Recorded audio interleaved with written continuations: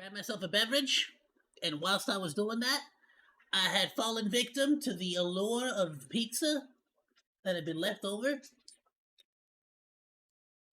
And I fell victim to its allure. It was delicious.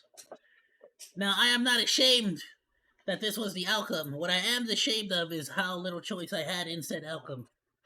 I thought I had more self-control than that, but I devoured that piece of pizza. Alright. Path of Exiles 2 does what Blizzard weren't allowed to. Tell me about this. Biggest launches of the year, of course. Alright, hold on. First, let's drop a like. And I'm gonna share this video. Welcome back, Master Sam. I'm gonna drop this on the Discord. Alright, let's check it out. What's going on? How come this is doing the things that Blizzard weren't allowed to do? How come what was Blizzard not allowed to do? And how it's doing what Diablo 4 did not. And I bring that up as an angle not to bash Blizzard, right? That's not really the point. The point is that products cannot escape how they were made, or in this case, how they were shipped. Path of Exile 2 is a game that is getting so much right. It's managed to sidestep so much of what torpedoed Diablo 4's at least initial online sentiment, and when we go into the detail of the creation of these games, it gets even better. So this is a big one, an important one, and one that we're going to put in context, of course supported by today's sponsor. We're going to help you transform doom scrolling into skills you can be proud of, and for me, that means righting a little bit of a wrong from the past. It's brilliant.org/Bellular News, and for me, they are a healthy, fulfilling habit. That's because they're all about learning by doing across thousands of lessons in maths, data science, programming, and AI, and it's all with their gorgeous site and app. And what sets them apart is just how tactile and interactive everything is, which is the complete opposite of the school system that I went through. I used to love science, but I just couldn't get engaged in advanced maths topics, actually.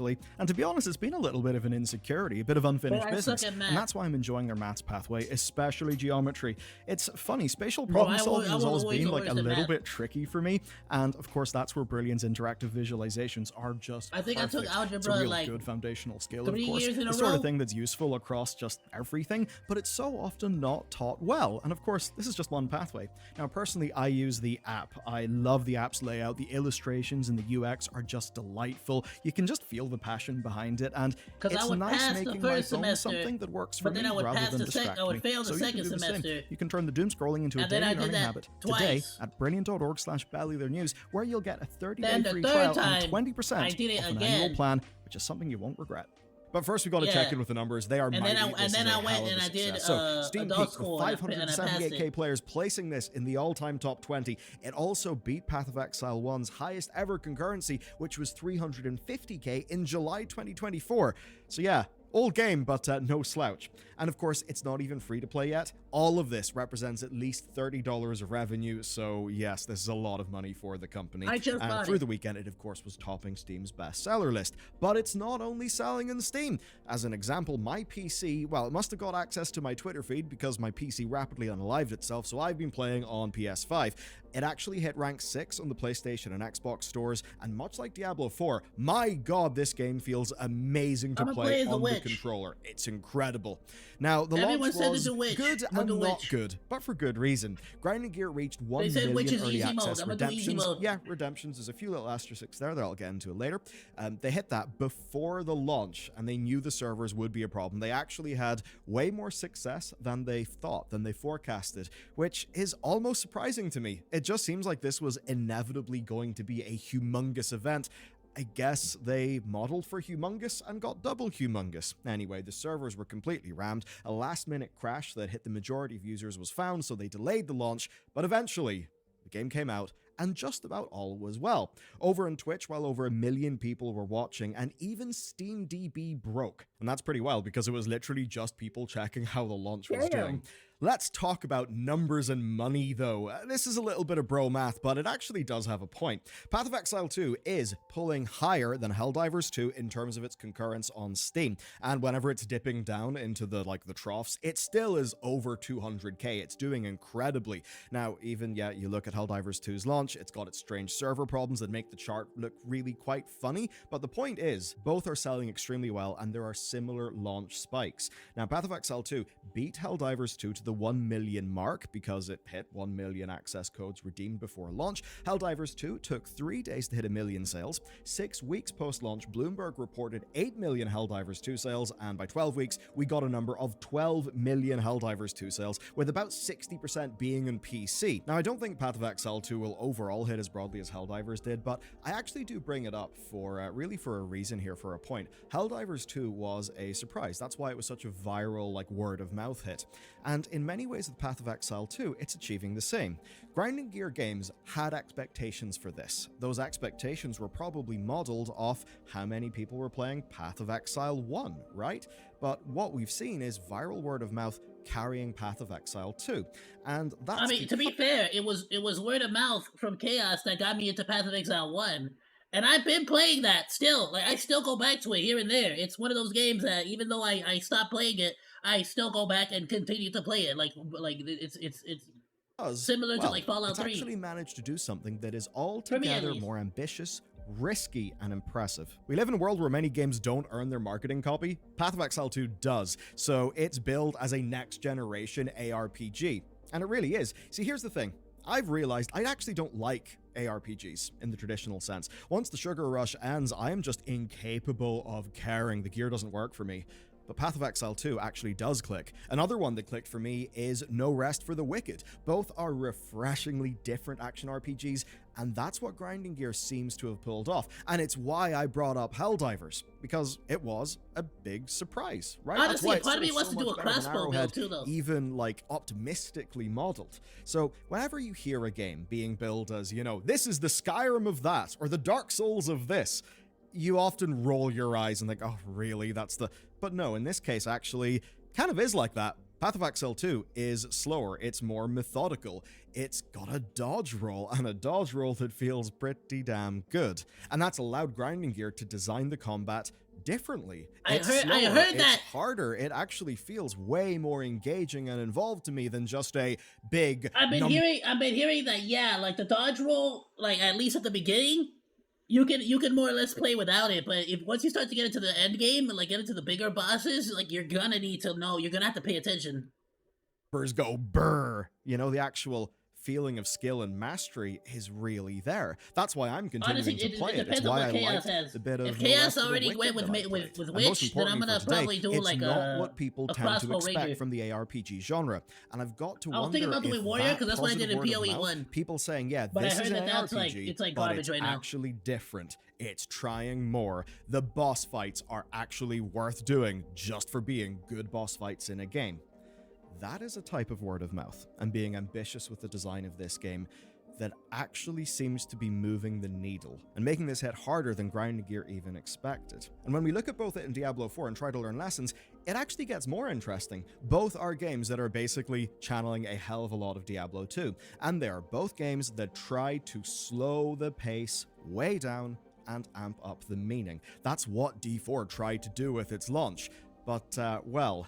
it didn't really work that well. Now, there are many parts of D4 that I think are pretty excellent, but it didn't really land its design. And post-launch, it's basically succeeded by turning itself into a far more fast-paced game, essentially borrowing lessons from Diablo 3, which means that, yeah, there is a new Diablo game to play, but it's not really one that's daring, that's next generation, right?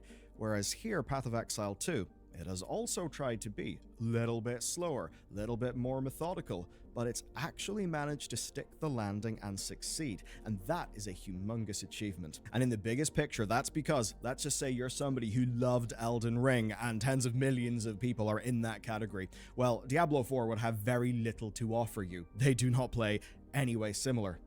Path of Exile 2 can credibly target that market and get like the dodge rolling and stuff. Okay, and that means that this could truly damn. So should I play with a controller? I don't want to then? shock you, but expectations sort like of do matter. Though? And while expectations for this were high, it was also well built to handle things not being perfect. Diablo 4 launched at a big full premium price, with, of course, a premium early access on top of that. And that meant that players were rightly scathing whenever things just did not feel that well thought out. PoE 2, though, is overtly an early access game, right? That's the whole point. And and the core of it kind of just goes like this. The world is rich, big Diablo 2 vibes, it's immersive, it's dense, the gameplay is absolutely outstanding, the bosses are refreshingly outstanding for the genre, unlike, say, Diablo 4, where a lot of people were kind of disappointed by that. And then, of course, there's Path of Exile's home turf, Buildcraft. Frankly, it terrifies me. It's nearly limitless, but it's that in a way that's all about the player, freedom, and expression. Just looking at clips, looking at GIFs on Twitter, the amount of cool shit that people are building is genuinely kind of inspiring. I'm kind of However, confused on it does it. share one Like, thing even with though I played Diablo the first 4, one, and that is not a lot of praise for loot. For now, what I understand is basically whenever you level up, the vendors will refresh, and actually quite often you'll be getting your better sources of gear from those vendors, at least in the earlier level up flow. And it's kind of funny because D4 it gives the loot. I kind of like that. I've heard about this here the most is the core game, because like most times you just got the best loot off of like randos. You never really needed to check out the vendors. The only time I would check out the vendors is if I was buying gems. Play and the Buildcraft, and those absolutely seem to be outweighing the loot concerns. Plus, it's early access. It kind of gives the shops a reason now, like some meaning. Right now, the game has got half of its campaign. You basically complete it again in hard mode, and then you're into the end game. And it's even funny the way that happened, because Path of Exile 2 initially started off in 2019 as a new campaign for Path of Exile. Basically, things escalated, and now we're here. And by the time they hit 2024, they realized something. Well, we shouldn't do the rest of the campaign right now. We need to do a launch with a full it's like a giant worm skeleton. It's like a giant snake This is person. them talking about their recent See, if you're a development. necromancer, Part of what we're trying to that's do with early smart. You should access go is get looking the for game right, corpses of and like I really think that if big we badass scaled thing, like endgame creatures. down, then we wouldn't really be getting the true reflection of what the game would be. And that, folks, is the kicker, the big thing. Diablo 4 did not have any of that, and I again do not say this to bash Blizzard developers. Seriously, I don't. Most people are good and want to do good, and as developers, they would have killed for a launch like Path of Exile 2, one that had reasonably set expectations, that wasn't asking for so much money even though core parts of the game were kind of ill thought out, one that's basically designed to make the game over time as best as it can be for their players with their players. And even sticking within ARPGs, we have another success story from this year in Last Epoch. It did just that. But for the biggest picture, we need to look at another game that's similar in a way, and that's Baldur's Gate 3. Obviously, totally different games, but it released with just a fraction of its content in early access, and that gave Larian the finances, feedback, and the time. By the way, we are going back to Baldur's Gate 3. I've been specifically trying to avoid long, like really long games, but then freaking Chaos convinced me to play Stalker, and I thought it would be a smaller game than what it is. Needed to make what is easily one of the world's best ever role-playing games. And why? Well, because that was slowly made with their community over time. And that is exactly what Grinding Gear have set themselves up to do here. Of course, like Larian, their one thing, the literal mission of the company is ARPGs. And that gets me to the real point. Larian and Grinding Gear had experience and control. What did Blizzard Entertainment have? They had scale, chaos, pressure, and misery. So whenever I say that you should care about how your games are made, this is why.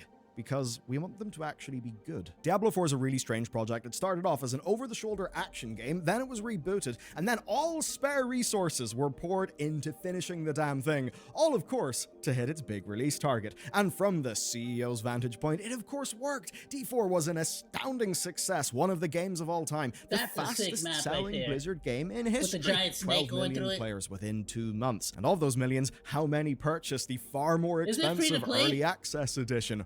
Quite a few. I mean, within 6 days, it generated $666 million of revenue, and that, folks, is stonks. Leaks suggest $1 billion in revenue by September 2024, with $150 Actually, I might have it on Game coming Pass from microtransactions up to that point. Yet, through a lot of that time span, the players were not happy.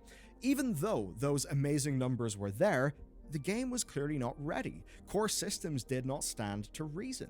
Their foundational gameplay hypothesis of an open world full of objectives that you would basically re-clear every season was almost immediately proven to be wrong and boring. I mean, basically it was saying, would you like the structure of an Ubisoft game, and every season you can clear the map again?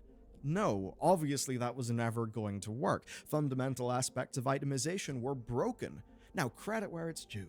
The Diablo 4 team have actually busted their asses to fix as many parts of that game as they could. But the point is, they could have delayed that game, and we could have got a Diablo 4 that was substantially better and that dodged so many of those player concerns, but we didn't get that. Again, $666 million of revenue in 6 days.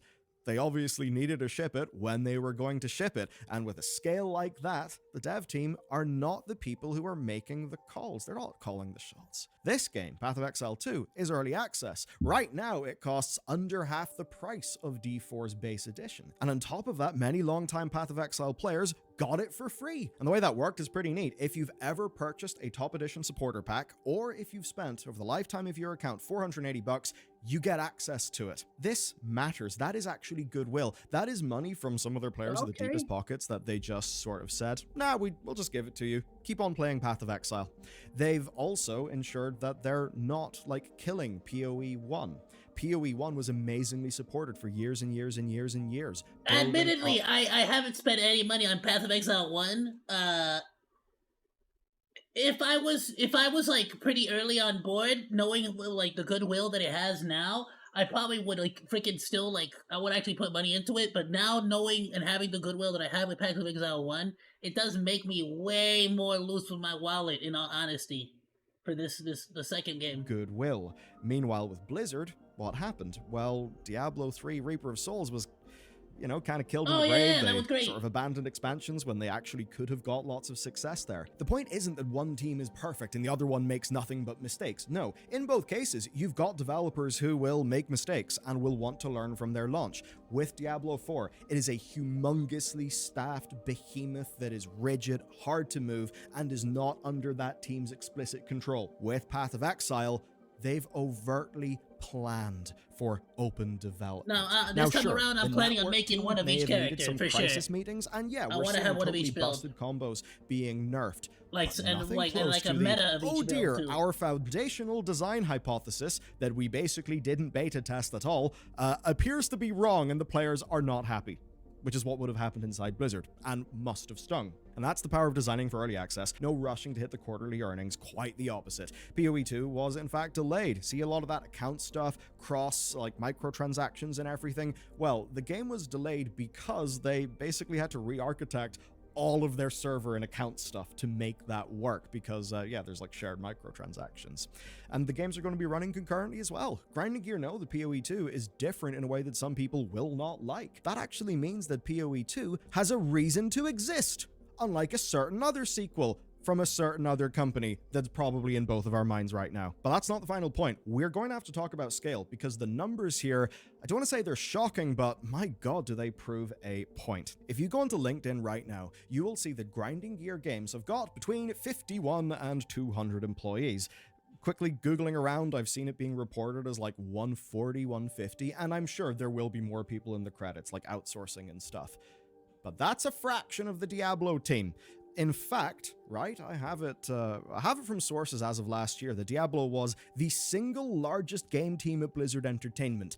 And at one point, I know World of Warcraft, in around that time, was about 550 people. So you likely had north of 600 as the core dev team of Diablo 4. And that comes out as a bit of a troubled project, even though it sells a lot, makes money up front.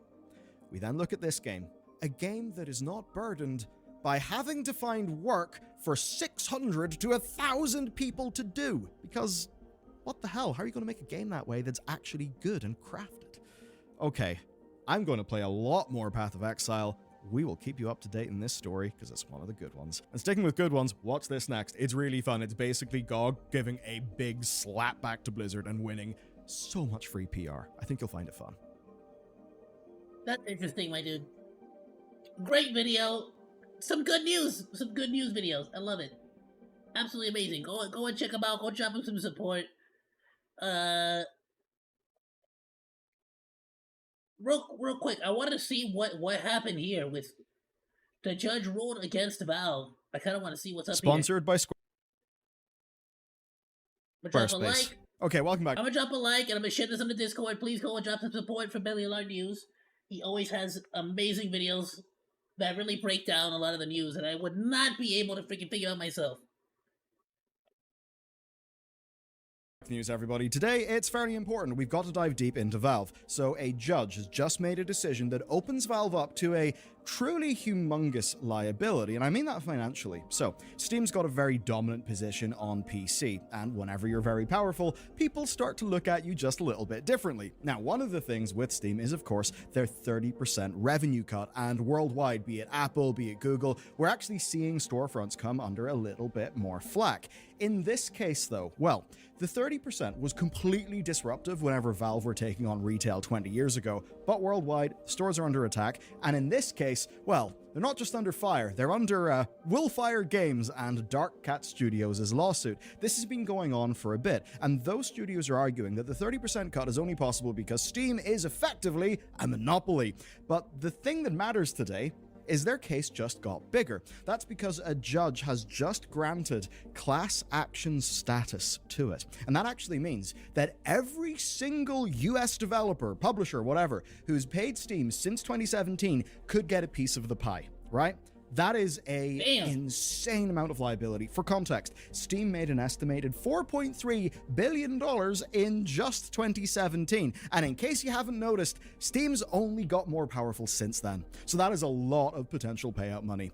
Now, what's particularly damning in this case are these internal Valve emails. These surfaced as evidence against Valve in that case with Willfire Games. And what the emails basically show is Valve saying to developers, right, keep your prices the same everywhere or else you cannot sell on Steam. Now, the thing is, when we initially looked into this case, we all looked at the Steam documentation and we thought, based on the docs, that it only applied to Steam keys, right? And that kind of seemed reasonable. I mean, the idea that Valve would let a developer generate a whole bunch of Steam keys, sell them in some other person's store, undercutting Steam, and then that Valve would distribute that game, that did seem really absurd. But if it's not keys, if it's not only keys as those emails suggest, well then we actually do have a bit of a different situation, and that is even more important because of the class action status. But here's the kicker, Valve can make changes before they are forced to, and we know that Valve are actually okay making changes because they have made a whole load of them, right? Already they have special arrangements with larger developers. So the question is, what will cost them more? A class action lawsuit that could target billions and at the very least just waste everybody's time with legal bullshit? That, or them changing their store fee structure? There's a lot to talk about today. We've actually got to dive into some new details from their Battle Pass change that have only really emerged on a closer reading. There's a lot. Valve are in a mood for change, and that's why they should also visit today's sponsor. Where, you know what, I challenge you not to have fun, and that's because it's Squarespace and their easy-to-use site builder and award-winning templates, plus their new features. Honestly, they just make it feel like you're building a website, but it's like the fun of building a Lego kit or something. It's so good. So they've got this overarching set of features called Design Intelligence, and that's their mix of tools that are all about helping you access their 20 years of design experience. And it starts off with Blueprint AI. So what you do is you just answer some questions, and then they actually walk you through an interactive design system to build your own template. As an example, when I was younger and starting off, I didn't really know what a good Sorry, I keep playing. Font looked like. I gotta admit, I don't know if they have much of a case, because now we have now when it comes to there's so many competitors to Steam now. We got Epic Game Store, Battle.net, GOG.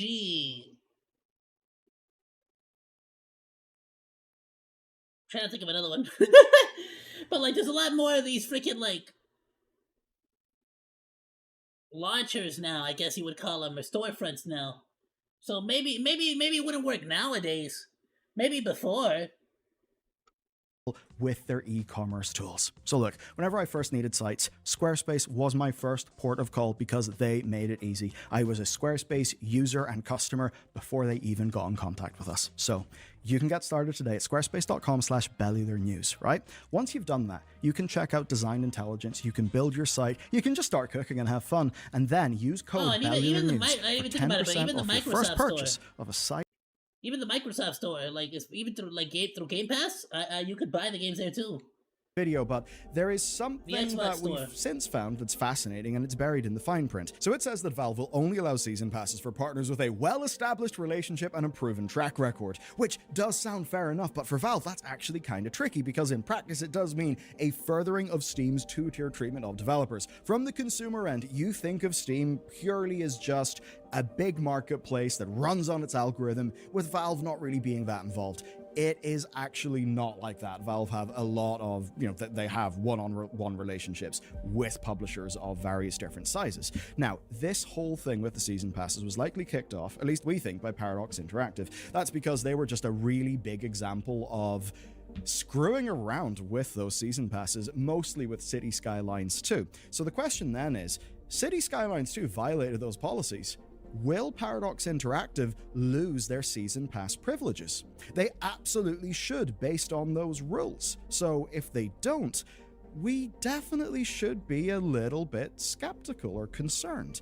Now, I am willing to say that maybe Valve will do a short grace period, right? So the companies can make changes. What we'll be telling, though, is if Prison Architect 2 has a season pass, because basically that'll tell us, have Paradox been slapped in the wrist, as they absolutely should be, because of the way that they ran things. Now, the deeper worry here is the two-tier ecosystem, and Valve need to worry about this as well, because even if it's not malicious, and it's just based on them having limited resources, only giving it to partners who are a bit larger, it risks giving ammunition to the people who are trying to crack Steam open. That's why Valve should care.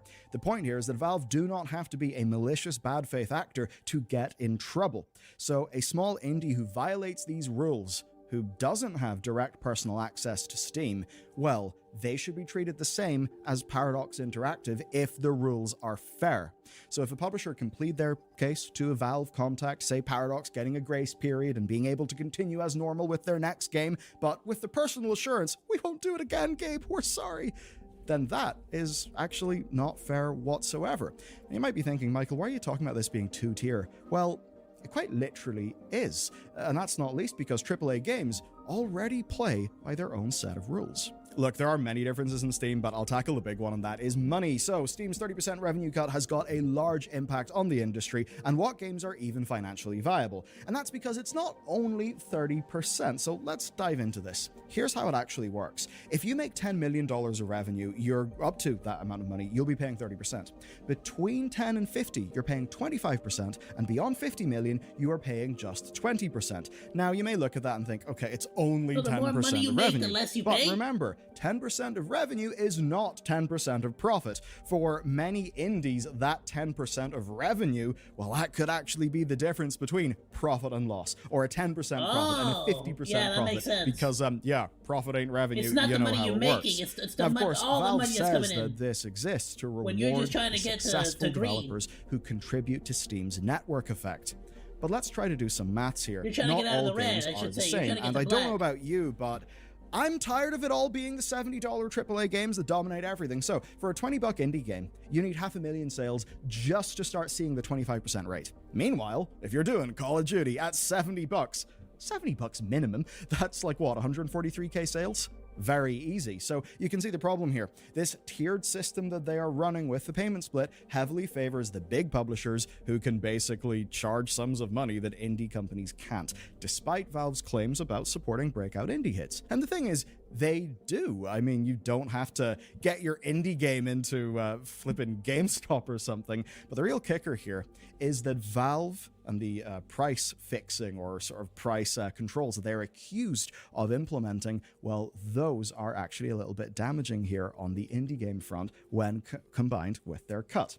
And that's really a lot of what the Wolfire Games lawsuit is about. So if you want to sell your game cheaper elsewhere, say a DRM-free version that, is not a Steam key, maybe it's on your own website and it's just via Stripe. And you're basically saying, hey fans, you can buy our game, the money will go straight to us, and it's the biggest way that you can contribute to us being able to make more games. Well, that would actually get you kicked off Steam per their rules as expressed in those emails presented in that court case. And then there's the bigger fact that Steam is so large that you need to be there, right? You literally are not going to be financially viable if you are not on Steam. Now, that's not because Gabe set out to make an illegal monopoly and, Gabe Newell is an oil man of old. I am not making that claim whatsoever. It's just that Steam is actually such a good product that you cannot ship without using it if you want to be financially viable in the industry. And that is what will make a regulator think, we should take a look at this. Now, obviously, Steam does actually quite a bit to earn its money, to earn its 30%. It certainly, I would say, does more than the Epic Store or many other storefronts. You've got workshop support, trading cards, algorithmic recommendations, which will drive you sales, and big picture, Steam's audience, I mean, paid with exposure is a bit weird. Don't do that. But in this case, the Steam audience is so goddamn big. Yeah, you're going to get more visibility and you are going to make more sales, even though the 30% does exist. Basically, that stuff is all so awesome that you cannot go without it as a developer. And that can end up being a problem whenever Valve's pricing rules mean that other storefronts are not able to compete in a way that will help them be more price competitive with the customer. And if you want me to put a number in that based on like actual numbers from actual games that I know but can't really tell you because confidentiality, you're looking at like 95% of sales being on Steam, at least by revenue. It's absolutely humongous. Now, we cannot forget the environment that some of these changes happened in. As an example, it used to be 30% for everybody, but then Valve introduced new pricing structures just before Epic Games launched their 12% cut, which led to one hilariously fiery email from Tim Sweeney where he basically was like, you assholes are trying to be the good guy with your 20% off, blah, blah, blah, look what we're doing. It was a really good Tim email. He's a funny guy. Anyway, you and I felt the sting of Epic Game exclusives because it meant that we couldn't get games on the platform that we actually liked using. But what actually could spook Valve was not the Epic Game exclusives, because Valve knows their power. What could spook Valve is losing the AAAs, and by making that change, going down to the 20% cut for AAAs, they shored up their AAA position. And as any AAA who decided to leave Steam would find out, you can't not be on Steam, even if you have a AAA marketing budget. Now, the PC gaming landscape has shifted dramatically, and for so many of us, it's actually way better as consumers. Every major publisher is flocking to Steam. Ubisoft, EA, Square Enix, even the console giants. When both Xbox and PlayStation are publishing first parties on Steam, you know that something has changed. Now, there are holdouts, right? Rockstar stands apart, but they're making Grand Theft Auto. They can basically do whatever they want. There are a few others. There's Battle.net, there's Hoyoverse, there's Riot, but fundamentally, PC is Steam. And even when the most powerful players in the industry feel like they have got to go to Steam, again, if you're a regulator, you're going to look at that and have a bit of a think to yourself. So with this, it's no surprise that the indies are actually suffering here, because Steam is not as indie a place as it used to be. Remember when Steam sales could fund a small studio for a year fairly easily? That's less the case. So here is a assessment from Mike Rose. Mike Rose runs an indie publisher. Here's a quote from him. When the Steam summer sale happens, it's absolutely AAA all the way down that have paid for those slots. It used to be the summer sale would make us a year of burn rate. Now it's a nice little spike. And from actual data that I can see, yes, I do actually think that Mike Rose is right there. It certainly squares with numbers that I've seen from games on Steam.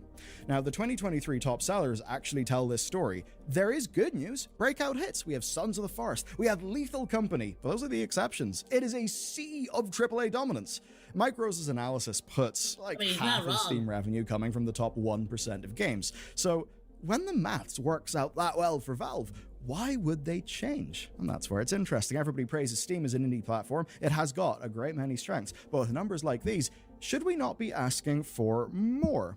I actually think we should, especially because they are dominant. And taking a look at Apple, taking a look at Google, all the other stores that are having major international or, EU or, American bodies bearing down on them, I think Steam better start making some moves quick, so that they're making changes that they have designed and not ones that regulators are strong-arming them to do. Just glancing headlines, I think you'll also know that the unit economics of indie devs are, in large part, I can say this because we're near the end of the video, fucked. They're screwed. Of total revenue that you see in your Steam dashboard, you can expect to actually get half of that. There's Valve's 30%, you're going to have to deal with taxes and many, many, many little things, and that's not even taking into account I didn't even think about that. Cut, yeah. Because this entire industry is geared towards the last people seeing any of the fruits of their labor being the actual developers who made the thing. It is Steam first,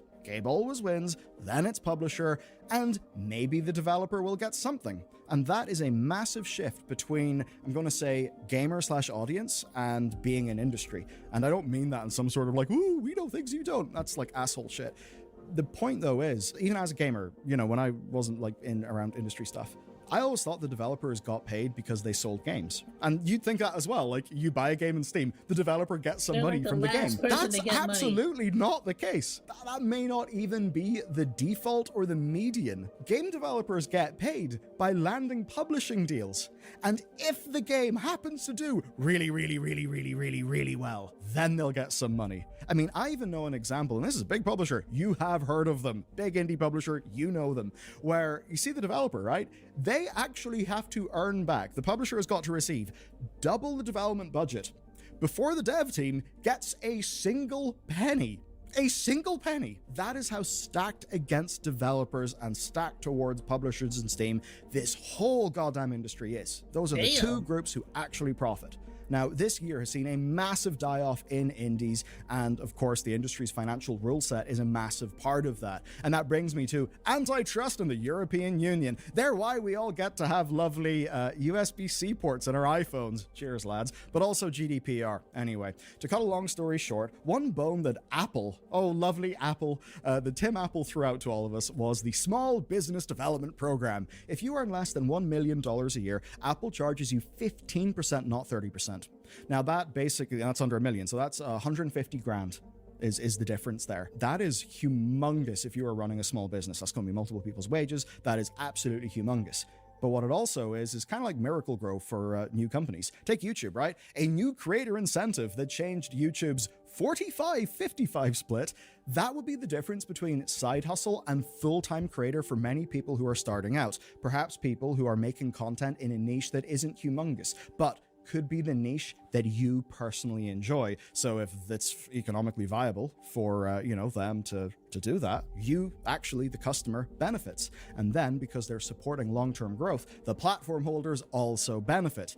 Steam, of course, does no such thing. The people who get the worst deal are the indies, the people for whom maybe 150 grand, under $1 million or whatever it may be, would literally be a game changer that could allow them to go and make their second game, as opposed to just being, one and done, which is actually most indies. And what that means is that, Gabe, my man, my dude, you have got a chance to do a lot of good, but perhaps in doing a lot of good, you could also save yourself some legal trouble, right? And since 50% of Steam revenue comes from 1% of games, you guys have barely noticed the difference in your revenue.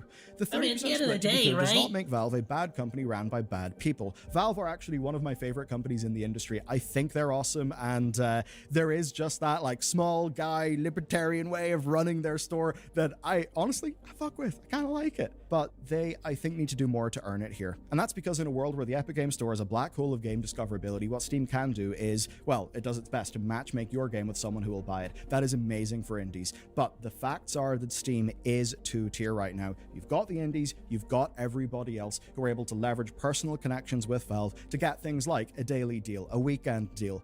Look, you guys may think that as an indie dev, you're just like, hey there, Gabe, can I have a daily deal in my game so that I can get some more sales? No. You need a relationship to make any of that stuff happen, right? And that means that for people who are not in the tier you could just put your freaking game on sale. They're kind of screwed. And if you're wondering why game publishers are actually you would think they'd be like just a dashboard. You see, if you didn't have to rely, or if you didn't have a two-tier system in Steam, you would not need game publishers in so many instances. And frankly, half of them are fucking parasites anyway. And so that's where we are right now. Valve has got better terms, better exemptions for larger players, but a fee that, combined with the price controls alleged by Willfire Games and that are backed up by Valve employee emails, that now are open to a class action, which will, all game developers in America, those reduce the economic efficiency of the entire video games market at the beginning end.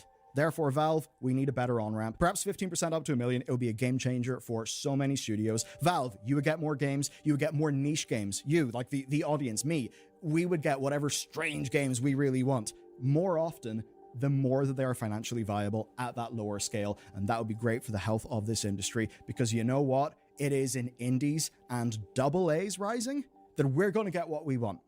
Not the AAA incumbents, because they have shown their worth over the last 5 to 10 years. I want more studios to survive and grow, and when they do, Valve will win because they'll be At the selling end of the more day, stuff. And speaking of it's gonna big be a winners that are lot more doing things money for different, them, 'cause hey, there's more let's people take a gonna look be at the buying more economics of games. Warhammer 40k And Space that's Marine always 2, good for because Steam. they're actually changing the game.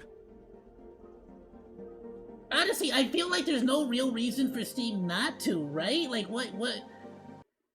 Like, like any amount of money for them is a win, because it's not like they have to freaking, like, how much do they have to, how much money does Steam have to spend? Does Valve have to spend on, like, keeping Steam running realistically?